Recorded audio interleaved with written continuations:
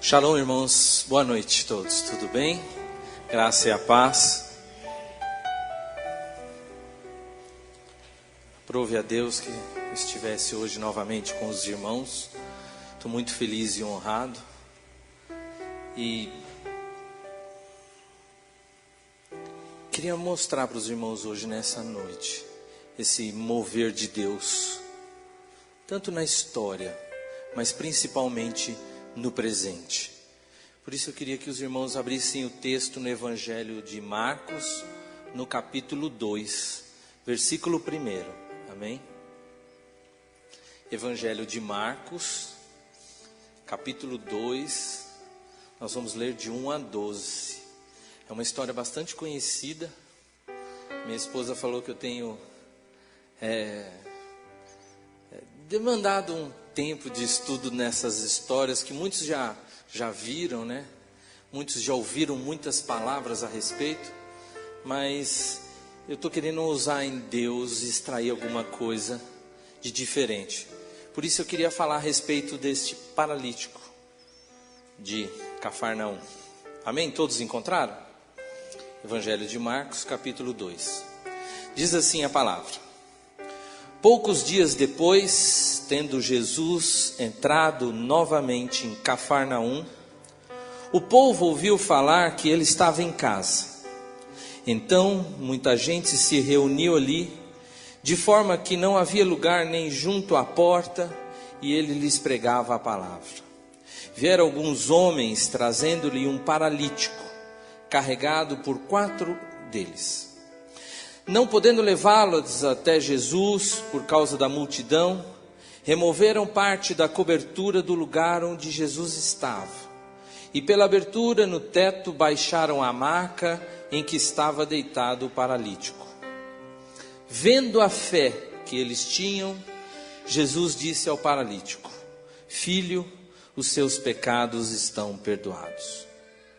Estavam sentados ali alguns mestres da lei, raciocinando em seu íntimo: por que esse homem fala assim? Está blasfemando. Quem pode perdoar pecados a não ser somente Deus? Jesus percebeu logo em seu espírito que era isso que eles estavam pensando e lhes disse: por que vocês estão remoendo essas coisas em seu coração? Que é mais fácil dizer ao paralítico: os seus pecados estão perdoados, ou levanta-se, pegue a sua maca e ande? Mas para que vocês saibam que o Filho do Homem tem na terra autoridade para perdoar pecados, disse ao paralítico: eu lhe digo, levante-se, pegue a sua maca e vá para casa. E ele se levantou, pegou a maca e saiu à vista de todos, que atônitos glorificavam a Deus, dizendo: nunca vimos nada igual. Amém? Eu queria levar vocês um pouco para esse momento, para Cafarnaum, ali naquele lugar. Cafarnaum era uma espécie de quartel-general de Jesus, uma cidade provavelmente fronteiriça, porque ali tinha uma alfândega, uma guarnição romana. Inclusive o capitão dessa guarnição romana é aquele centurião de Mateus 8, e que se mostra particularmente amistoso com os judeus, tanto que permite-se o fato de construir-se uma sinagoga. Cafarnaum era a cidade natal de Simão Pedro e André, e o local onde Mateus recebeu seu chamado. Cafarnaum era o centro daquela efervescência, daquele movimento que naquele momento ainda não tinha o nome de cristão. Mas Cafarnaum estava ali fervilhando, aquele movimento que não tinha nome, não tinha placa, não tinha ideologia, não tinha política, não tinha igreja por trás. Só tinha graça, graça, graça de Deus sendo derramado sobre as pessoas. Cafarnaum era um verdadeiro frenesi evangélico de boas novas. Certa vez Jesus, quando manda seus discípulos pregarem a mensagem do reino, ele diz para que aqueles homens levassem a palavra, o shalom de Deus.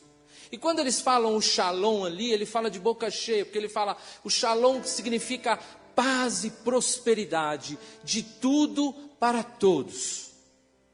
E era o que aquele povo ali estava recebendo, era isso que estava acontecendo ali naquele lugar.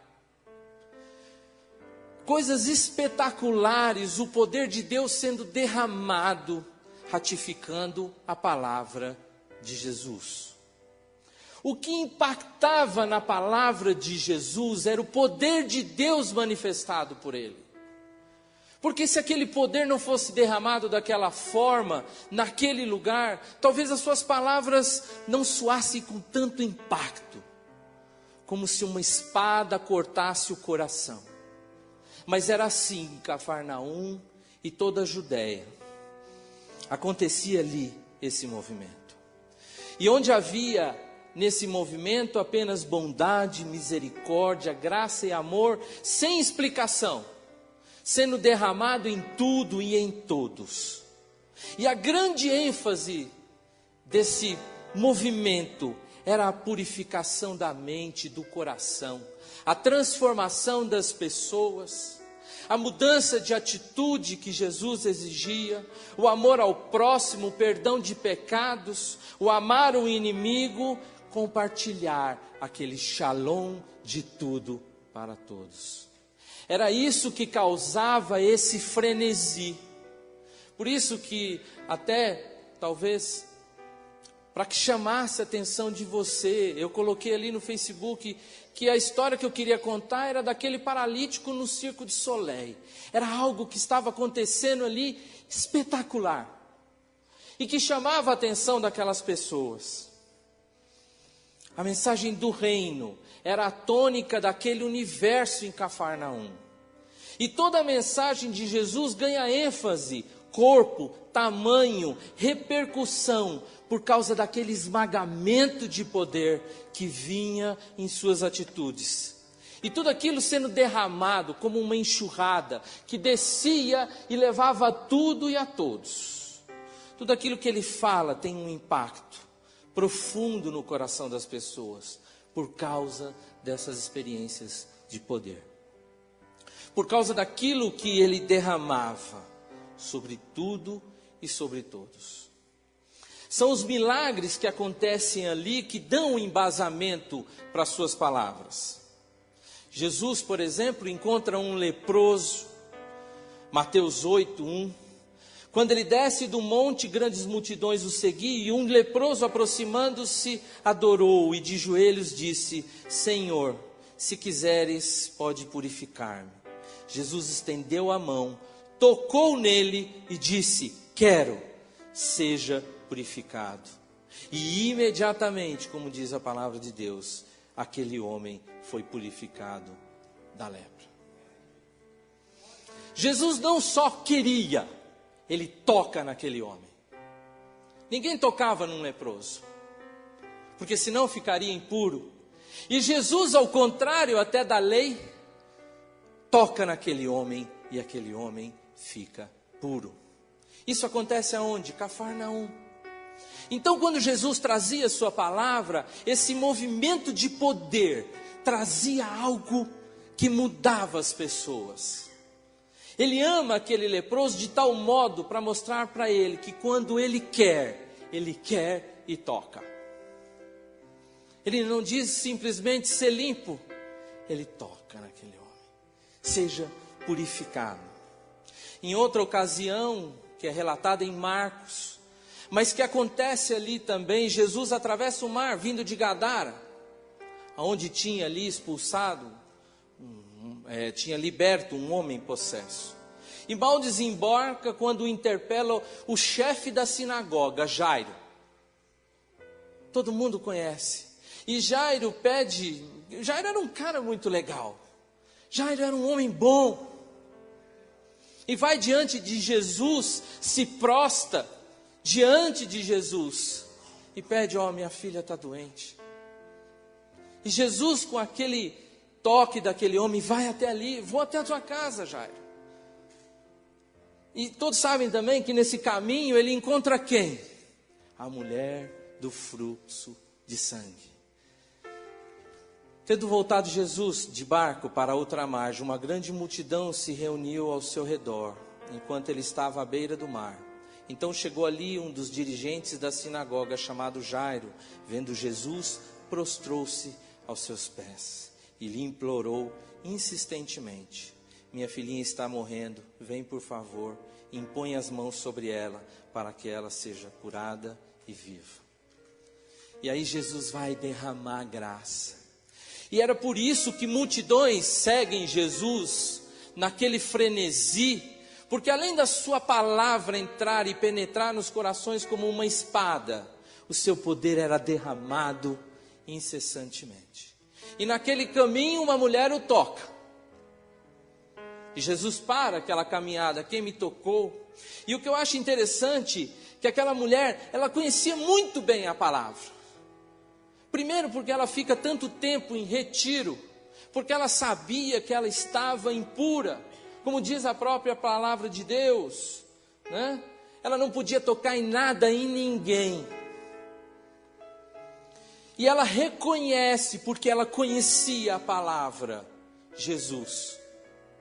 Porque ela conhecia as palavras do profeta Malaquias, que diz assim: mas para vós que temeis o meu nome, nascerá o sol da justiça, e cura trará em suas asas, e saireis e salteareis como bezerros da estribaria. Essa mulher conhecia a palavra, porque ela sabia que ela não podia tocar em ninguém ou nenhum homem na face da terra. Mas quando ela vê Jesus, ela olha e fala: esse aí é o sol da justiça. E esse traz cura debaixo da sua tzitzit. Diria o pastor que gosta de estudar hebraico. Tzitzit era aquele cordão, era aquela corda que ficava na orla das vestes. E o texto hebraico no original diz que traria cura debaixo da sua tzitzit. E essa mulher vai ali e toca a tzitzit do sol da justiça, porque sabe que ali tinha cura e tinha poder. E quando Jesus interpela os seus discípulos, porque havia alguém tocado, é até engraçado, né? Porque muitos chegam para ele: mas Senhor, tantos o tocaram. Mas de mim saiu poder. Porque talvez muitas pessoas tocavam a Jesus para depois comentar com os amigos: olha, eu ouvi esse Jesus, eu toquei nesse Jesus, como se tivesse tocado num popstar, tirado uma foto, um selfie. Mas essa mulher não tocou com as mãos, essa mulher toca com o coração. E quando ela toca com o coração, ela recebe de Deus graça, graça, e é curada. As coisas do Evangelho só se realizam de verdade quando são tocadas pelo coração. E acontecem muitos mais milagres, porque ainda Jesus talvez ainda não tinha curado a filha de Jairo, estava no meio do caminho. Mas a gente percebe que esse derramamento de poder não ia parar ali. E todos sabem que no meio do caminho vem a notícia que a filha de Jairo morreu. E aí, como que nessa história do paralítico, Jesus vai se encontrar com a incredulidade. Porque ele diz a Jairo: não temas, e vai até ali socorrer aquela família em prantos. Quando chega ali na casa, diz: não temas, ela só dorme. E diz o texto que começam a rir. A incredulidade humana. Mesmo com tamanho derramamento de poder, a palavra sendo inserida como quem corta a carne, muitos ainda eram incrédulos. Tanto que Jesus separa somente 3 discípulos, o pai e a mãe da menina e não deixa mais que ninguém entre ali na casa. Todos sabem o final da história. Mas o que é mais significativo nessas coisas que acontecem em Cafarnaum é essa variedade de misericórdia se manifestando de várias formas. Olhando todo o contexto dessa palavra, você olha no Marcos 1, Mateus 8, Mateus 7, Mateus 9, você vai ver um choque de milagres de poder sendo derramado. Sogra de Pedro e a mulher do fluxo de sangue, olha que contraste. E é interessante que quando ele vai curar a sogra de Pedro, que estava com febre, ele expulsa o mal. O chefe da sinagoga e um centurião, que talvez deu uma demonstração de fé que ele mesmo relata que jamais tinha visto em Israel. Um leproso e um pescador, Pedro, que foi escolhido. Um endemoniado e um coletor de impostos. Tudo isso efervesce em Cafarnaum. E é esse lugar que carrega em si um peso de uma geografia onde a boa nova do Evangelho da Esperança estava sendo derramada. Era isso que eu queria mostrar para vocês. Aonde estava Jesus naquele momento. E eu acho que a mais correta definição dessa boa nova que é derramada ali naquele lugar acontece quando os discípulos de João Batista pedem um testemunho de Jesus. E ele diz assim: os cegos vêm, os coxos andam, os leprosos são limpos, os surdos ouvem, os mortos são ressuscitados e os pobres é anunciado o Evangelho da Esperança. Aos pobres é anunciado o Evangelho da Esperança. Da outra vez que eu estive aqui, irmãos, eu falei para vocês, às vezes a gente é muito falho com a história nossa e com a história da igreja. Porque a gente às vezes reclama que não vê mais milagres, como via fantasticamente o poder de Deus sendo derramado na palavra dele, e não consegue enxergar que muitos de nós, eu me incluo nisso, entramos aqui mancos, surdos, cegos. Hoje nós andamos, hoje nós vemos, ouvimos, fomos sarados. O mesmo Jesus que operou em Cafarnaum, operou aqui conosco e continua operando. O problema é que a gente sempre enxerga na linha da incredulidade e não consegue ver. Diz o texto que poucos dias depois, tendo entrado novamente em Cafarnaum, o povo ouviu falar que ele estava em casa. Essa volta de Jesus a Cafarnaum marca um pouco a primeira parte ou a primeira viagem de Jesus pela Galileia. A expressão dias depois seria melhor entendida como quando ele entra novamente alguns dias depois de sua viagem. E ele estava em casa novamente. Diz que ele estava em casa. Talvez fosse uma casa que ele tivesse ali. Muitos dizem que era a casa de Pedro, né? Mas também não se tem tanta certeza. E muita gente se reunia ali, porque ali naquele lugar fica concentrada essa manifestação de poder.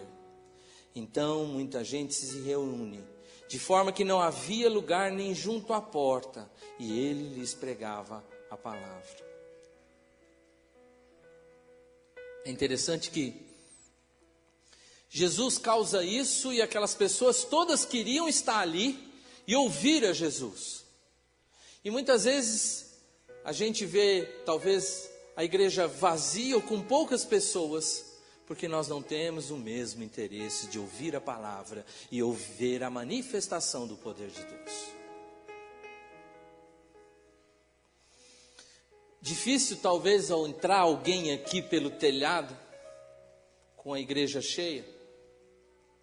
Imagina, numa casa pequena, tantos ali querendo estar próximos. E eu, quando li esse texto, eu fiquei olhando esse deslumbramento que causava Jesus, as suas palavras, e vi 3 tipos de público aqui. Os amigos e discípulos de Cristo. Eu estou fazendo uma analogia com a igreja, tá? Os amigos e os discípulos de Cristo, que se fizeram presentes em bom número. Muitos curiosos deveriam estar presentes, querendo ouvir o que Jesus diria, especialmente talvez ver o que Jesus faria. E por fim, os rabinos rigorosos e doutores da lei, cheios de ressentimento e profundamente perturbados pelas grandes multidões que se reuniam em torno de Jesus. Será que tem alguma coisa diferente, muito distante da nossa realidade?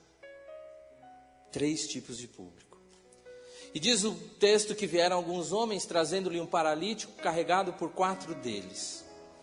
Não podendo levá-lo até Jesus por causa da multidão, removeram parte da cobertura do lugar onde Jesus estava. E pela abertura do teto, baixaram a maca em que estava deitado o paralítico.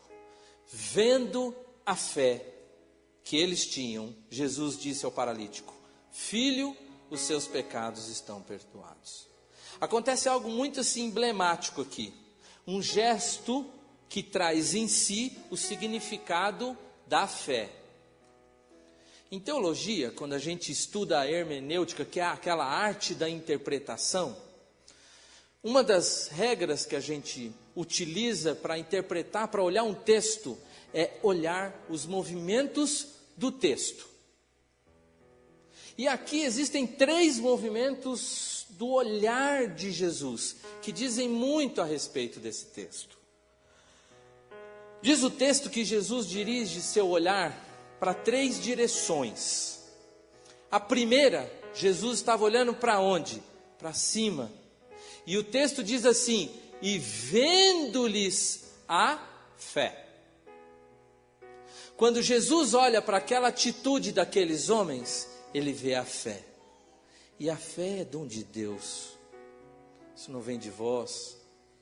Então, quando Jesus olha para cima, ele vê a fé. E a gente só vê a fé quando olha para cima. Porque pela graça sois salvos por meio da fé. E isso não vem de vós, é dom de Deus. O segundo que impressiona, o segundo olhar, é aquele que... A segunda coisa que me chamou a atenção é que esse paralítico não tinha nome. Ele é o paralítico de Cafarnaum. E quando eu fui examinar a palavra no hebraico, paralúticos, no grego, significa inválido. Só que o mais interessante é que a raiz dessa palavra, paralíticos, é paraluo, que significa colocado de lado. Olha que interessante. E aí dá para entender talvez um pouco por que Jesus, antes de curá-lo, fala: perdoados estão os teus pecados. Porque aquele homem muito provavelmente foi colocado de lado durante sua vida toda. Talvez carregasse uma mágoa, um ódio, pela injustiça de ter nascido, porque o judeu cria muito que o pecado era a consequência daquela dor. Senhor, quem pecou? Ele ou seus pais para que nascesse cego? Todo judeu cria exatamente nisso. E aquele homem carregava esse peso por ter sido colocado de lado. E a graça é derramada tanto sem medida, que a primeira coisa que Jesus fala é filho. Aquele homem que não tinha nome era o paralítico. Quando Jesus vai falar com ele, chama ele de filho. O homem sem nome era filho. E impressiona que diz o texto que estavam sentados ali alguns mestres da lei, raciocinando em seu íntimo, porque esse homem fala assim. está blasfemando. Quem pode perdoar pecados a não ser somente Deus? Jesus, percebendo logo em seu espírito que isso era o que eles estavam pensando, lhes disse: por que vocês estão remoendo essas coisas em seu coração? Que é mais fácil dizer ao paralítico: os seus pecados estão perdoados, ou levante-se, pegue a sua maca e ande. A segunda direção do olhar de Jesus era para os homens. E quando Jesus olha para o homem, ele vê o quê? Incredulidade. Quando Jesus olhou para cima, quando a gente olha para Deus, a gente vê a fé. Mas quando Jesus olha para o homem, no seu nível, ele vê incredulidade. Diz alguns textos assim: e vendo-lhes a incredulidade. A terceira e última direção do olhar de Jesus. Como diz o texto: mas para que vocês saibam que o Filho do Homem tem na terra autoridade para perdoar pecados, disse ao paralítico: eu lhe digo, levante-se, pegue a sua maca e vá para casa. E ele se levanta, pega a sua maca e saiu à vista de todos, que atônicos glorificavam a Deus, dizendo: nunca vimos nada igual. A terceira direção do olhar de Jesus era para aquele homem na maca. Jesus olha para baixo e vê a nossa miséria, a nossa dor, a nossa tristeza, nossa dificuldade. E diante daquela incredulidade que ele havia visto, ele derrama a graça. Levanta, toma a tua cama, para mostrar que eu tenho autoridade aqui. Não só para perdoar pecados, mas eu tenho autoridade até para ressuscitar um morto. Porque essa era a missão de Jesus. Os cegos veem, os coxos andam, os surdos ouvem. Essa era a missão de Jesus. Os mortos são ressuscitados. E a palavra da esperança é pregada aos pobres. Tem esperança. Nessa passagem, irmãos, nós vemos aqui, eu enxerguei 3 atitudes. Além de examinar essa questão do movimento de olhar de Jesus, eu vi 3 atitudes baseadas nisso. A primeira, a fé. A fé daqueles homens que, independente da dificuldade, fizeram um esforço extra para abençoar aquele rapaz, aquele paralítico, de quem Jesus chama filho, de tão próximo que era dele. Eu vejo também a incredulidade de todo o povo, mas eu vejo também o recomeço, a salvação. Quando Noé solta aquela pomba, e ela volta ali com um raminho de oliveira, aquela pomba não tem só o significado do Espírito Santo, mas tem o significado de recomeço, de um novo início. E eu outro dia, até, cadê o Wesley? Não está aí, né? Outro dia eu fiquei imaginando o que faz diferente o nosso relacionamento para que a gente receba esse dom. E eu outro dia vi o caso, até queria citá-lo como exemplo, a Carla Parlandi. Carla Parlandi, outro dia pôs no Facebook algumas fotos do seu filho que participou de um concurso, de um jogo de futebol, e estava ele todo feliz ali com sua taça. Quando eu vi aquilo, eu fiquei imaginando Deus.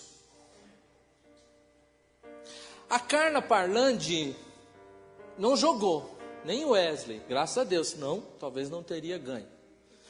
Mas eles não puderam ajudar, talvez, para facilitar a vida ali do menino, da criança, para que ela ganhasse o jogo, ganhasse o campeonato. Deus é assim. Mas a alegria dela, com a nossa vitória, a alegria de Deus, com a nossa vitória, não tem preço. E Deus, eu acho que fica esperando que a gente tenha essa fé, não tenha incredulidade, e busque esta força, este dom que vem dele. Porque é interessante, se a gente for olhar, fé existe mais de um tipo. Existe a fé objetiva, não é? Essa que você tem que quando você crê em algo. Existe a fé na palavra, mediante a palavra, né? Pedro, né? Senhor, olha, segundo tua palavra eu vou lançar essa rede. Então teve fé na palavra. E tem aquela fé subjetiva, quando as pessoas depositam a sua esperança, a sua fé em Deus, em Jesus. São vários os tipos. Mas aqui eu quero olhar essa fé objetiva como dom de Deus que nós não temos, porque nós só temos incredulidade. E muitas vezes não olhamos para cima como devemos, para que a gente tenha essa mesma fé e essa mesma atitude de fé. A gente caminha, e muitas vezes eu vejo um esforço titânico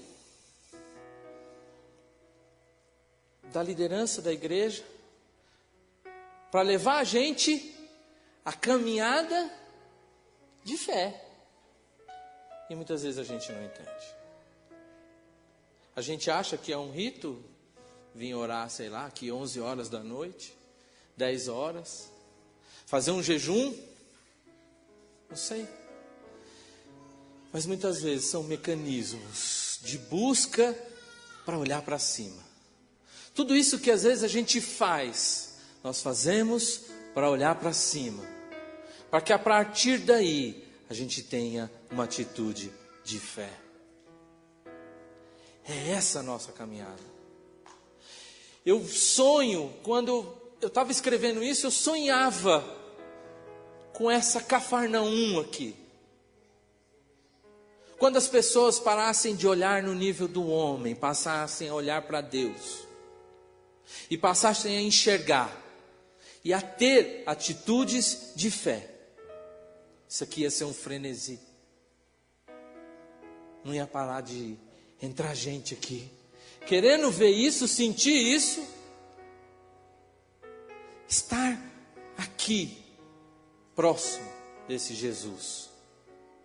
Eu queria muito um dia ser obrigado a ver alguém abrir o teto, porque não cabe mais ninguém aqui, e ser derramado um paralítico aqui, como eu fui, e ele ser curado. Eu e você precisamos disso. Então muitas vezes a gente olha e não vê, e não enxerga. Foi aquilo que eu falei do cego de Jericó. Às vezes a gente olha com os olhos, mas não enxerga com o coração. E Deus tem falado com você. Eu tenho certeza absoluta disso, que há necessidade de olhar para cima. Chegamos num momento, irmãos. Eu às vezes brincava quando eu dava aula, eu falava, isso aqui não é coisa para fraco não, isso aqui é coisa para forte. Chegou o momento, irmão, olha para cima. Olha para cima e tenha uma atitude de fé. Você hoje veio aqui para ouvir Deus falando com você, para que a palavra trouxesse uma injeção de ânimo. Eu não quero te animar, porque animar, isso é coisa de auditório, de, sei lá, apresentador de TV. Eu quero te dizer que Jesus está aqui, que Ele é o mesmo, que a sua missão não mudou, continua sendo a mesma. E que se você quiser ter uma atitude de fé, olha para cima. Olha para cima. E nunca mais você vai ficar no chão. Nunca mais você vai se ver deitado na cama.